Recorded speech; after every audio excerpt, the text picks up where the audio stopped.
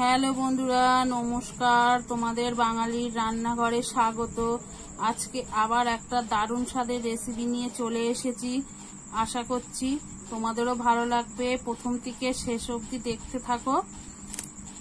দেখো, এইটা কিন্তু আমাদের জমির ধানের চাল।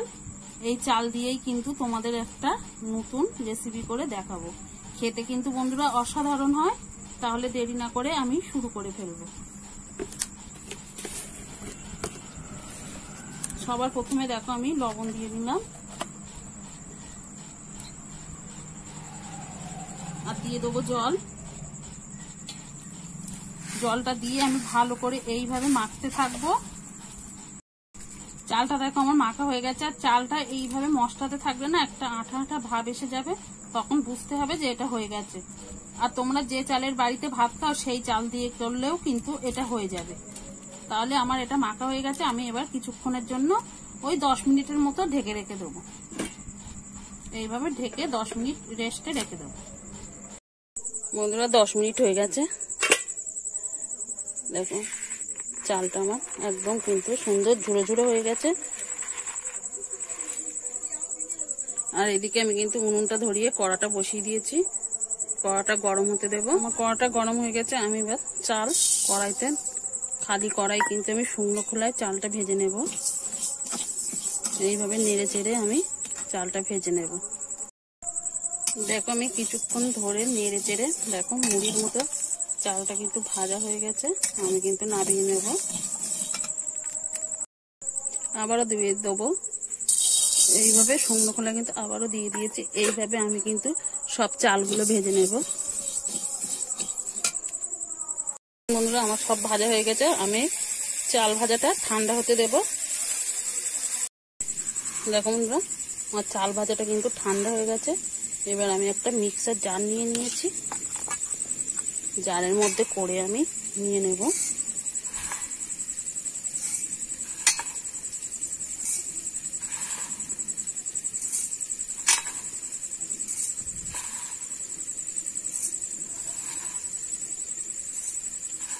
আমি এইভাবে নিয়ে 2-3 বারে কিন্তু আমি একদম মোটা মোটা, খুব বেশি ঘন গুঁড়ো করব না, একটু মোটা দানা নিয়ে গুঁড়ো করে নেব। দেখুন বন্ধুরা ঠান্ডা হয়ে গেছে চাল ভাজাটা। আমি কিন্তু একটা মিক্সার বাটিতে নিয়ে নেব।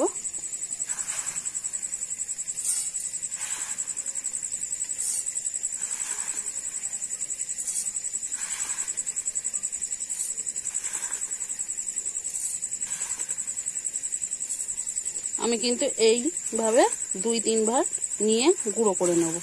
একেবারে হবে না, 2-3 ভাগে গুঁড়ো করে নেব। তাহলে আমি পেস্ট করে নেব। দেখো আমি এইভাবে গুঁড়ো করে নিয়েছি। খুব গুঁড়োও না, আবার একটু কিন্তু দানা দানা রাখতে হবে, তাহলে কিন্তু খেতে ভালো লাগবে।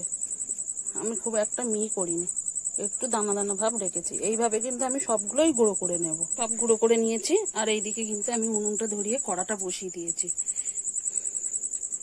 এবার কড়াতে দেখো আমি 1 বাটির একটু কম চিনি দিয়ে দেবো।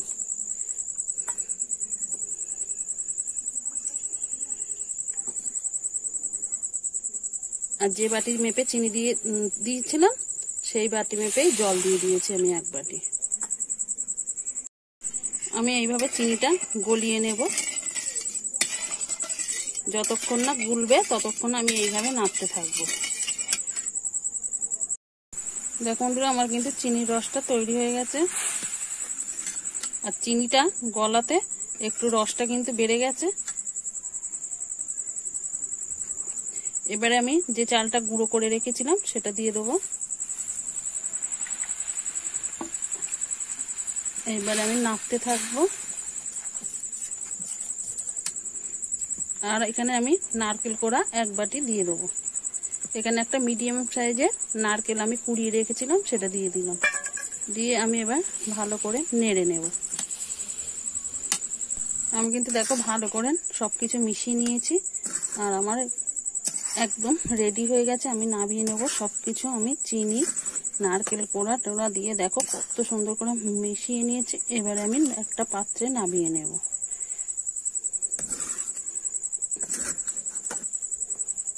সুন্দর করে কিন্তু একদম রেডি করে নিয়েছি। এবারে আমি মিশ্রণটা একটা পাত্রে নামিয়ে নেব। দেখুন বন্ধুরা, এই যে আমি নামিয়ে এই খুন্তি দিয়ে আমি একদম সমান করে নিচ্ছি।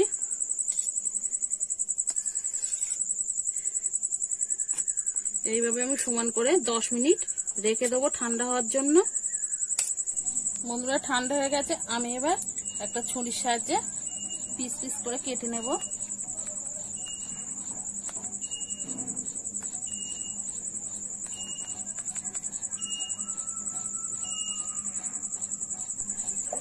পিস পিস করে কেটে নিয়েছি, এবার তুলে নেব।